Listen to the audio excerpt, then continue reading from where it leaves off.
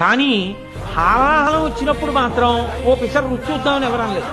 అందరూ వదిలేసి పరిగెత్తారు. పైగా ఎక్కడికి పరిగెత్తారు అంటే అందరూ పరిగెత్తుకుంటూ కైలాసనాథుడైనటువంటి పార్వతీపతి పరమేశ్వరుడి దగ్గరికి పరిగెత్తారు.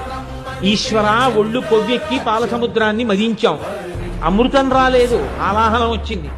ఎవరు గుచ్చుకుంటారు దీన్ని? లోకములను కాల్చేస్తోంది, సెగ కళ్ళల్లో కొట్టేస్తోందని అసలు దాని వంకేలా చూడలేదు, వెన్నిచ్చి పారిపోయారు అందరూ.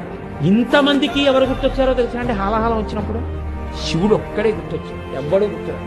అయ్యా మహానుభావ, రక్షించు రక్షించు. అలా ఈయన భార్యకి నచ్చజెప్పుకుంటున్నారు, పుచ్చేసుకుంటాను పార్వతి, పుచ్చేసుకుంటాను పార్వతి అని. అంటే ఆవిడ చూసి చూసి ఎంత ఔదార్యం అండి అంటే ఆవిడంది, సరే మీ ఇష్టం, ఎలా కావాలంటే అలా పుచ్చేసుకోండి. ఇప్పుడు ఆయన బయటికి వచ్చి అందరూ చూడ్డానికి భయపడ్డారు. ఈయన దానికి ఎదురెళ్ళి దాన్ని చేత్తో పట్టుకున్నారు. దాన్ని చక్కగా నోట్లో పెట్టేసుకున్నారు. నోట్లో పెట్టేసుకుని మింగి కడుపులోకి వదిలిపెట్టకుండా ఆ కంఠంలో పెట్టుకున్నాడు.